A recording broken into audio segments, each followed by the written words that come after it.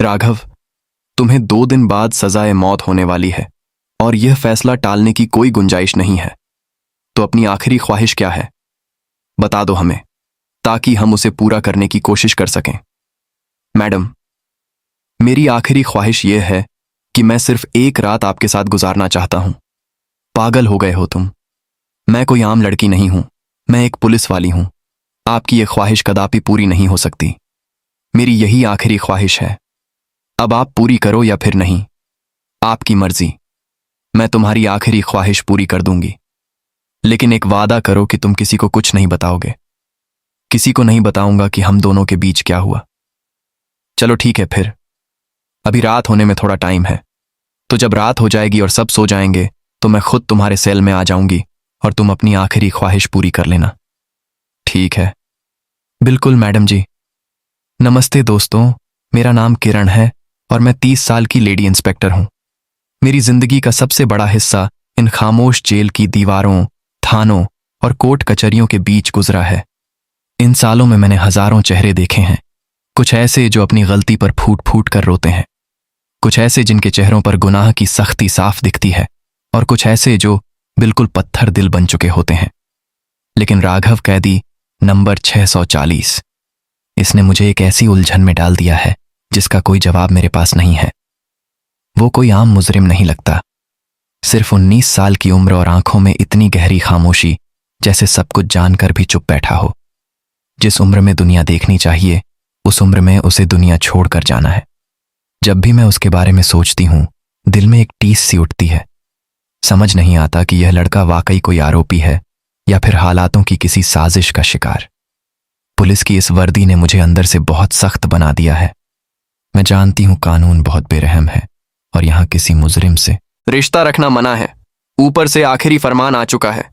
ठीक 2 दिन बाद राघव को सजाए मौत दी जानी है। कानून ने उसे एक आखिरी मौका दिया है अपनी मां और पिता से आखिरी बार मिलने का। शिख जाओ और कैदी नंबर 640 राघव से उसकी आखिरी ख्वाहिश पूछो। जो भी हो उसे जल्द से जल्द पूरा करने की कोशिश करो। जी सर। राघव, कल तुम्हें सजाएं मौत दी जानी है, इसलिए जो भी तुम्हारी अंतिम इच्छा है वो हमें बता दो ताकि हम उसे पूरा कर सकें। चलो मेरे साथ। हाँ राघव, बताओ क्या चाहते हो तुम अपनी विदाई से पहले। सर, मैंने अपनी वो बात किरण मैडम को बता दी है, वही उसे पूरा करेंगी। देखो राघव, किरण मैडम फिलहाल यहां नहीं है। वो किसी जरूरी सरकारी काम से 10 से 15 दिनों के लिए शहर से बाहर गई हुई है। अब जो है हम ही हैं। तुम हमें बताओ। मेरी आखिरी ख्वाहिश है कि मेरी शादी किसी कुंवारी लड़की से करा दी जाए। क्या? होश में तो हो? सिर पर मौत का फंदा खड़ा है और तुम्हें शादी की सूझ रही है? और कौन सी लड़की तुमसे शादी करेगी? पूरे गांव को पता है कि 2 दिन बाद तुम्हारी सांसों का हिसाब होने वाला है।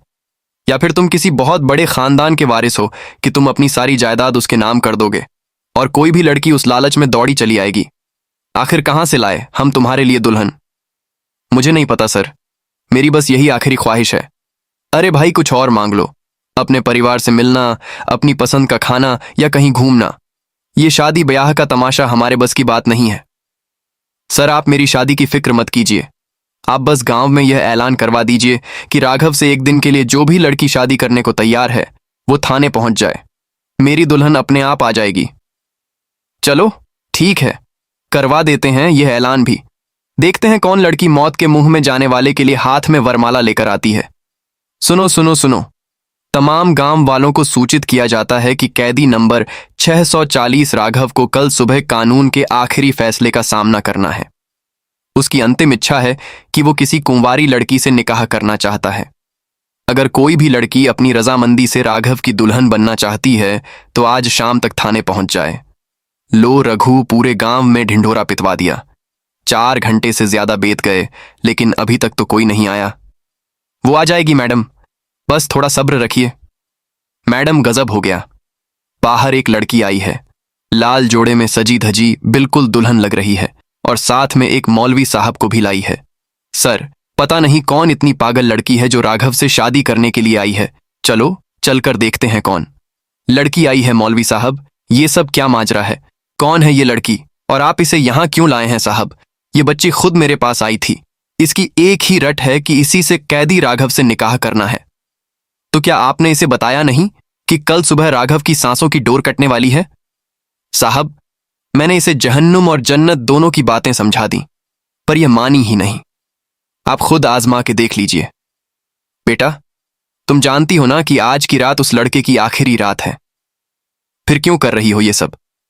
मैं जानती हूं सर, लेकिन मैं उससे बेइंतहा मोहब्बत करती हूं। मोहब्बत अपनी जगह है बेटा, लेकिन यह पागलपन है। वो कल दुनिया छोड़ के चला जाएगा और तुम ताउम्र के लिए अकेली रह जाओगी। इसीलिए तो सर, उसके जाने से पहले मैं उसकी ये आखिरी आरजू पूरी करना चाहती हूं। मैं चाहती हूं कि वो दुनिया से बेसहारा होकर ना जाए। अजीब जिद है तुम्हारी। ठीक है, जैसी तुम्हारी मर्जी। आ जाओ अंदर।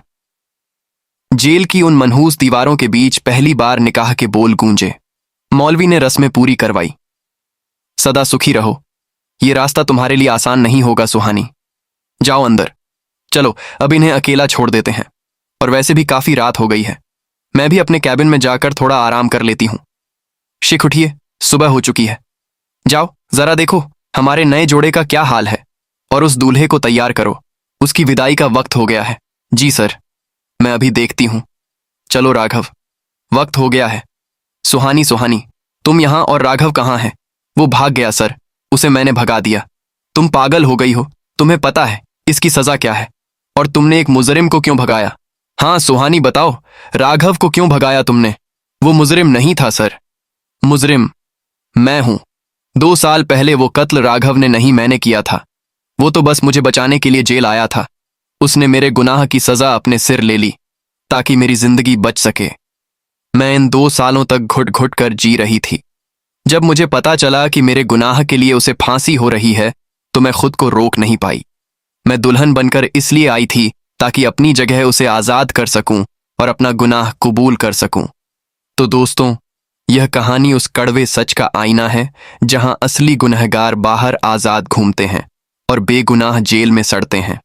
सबकी किस्मत राघव जैसी नहीं होती कि कोई सुहानी आए जो खुद सजा कबूल कर उसे रिहा करवा दे। वरना आज के दौर में तो लोग अपना गुनाह छुपाने के लिए अपनों की ही बलि चढ़ा देते हैं। आपकी क्या राय है? कमेंट में जरूर लिखें। कहानी पसंद आई हो तो लाइक करें और चैनल को अभी सब्सक्राइब कर लें। यह कहानी और पात्र काल्पनिक है। यह चैनल किसी भी अपराध का समर्थन नहीं करता। इसका उद्देश्य केवल मनोरंजन और त्याग की भावना को दर्शाना है।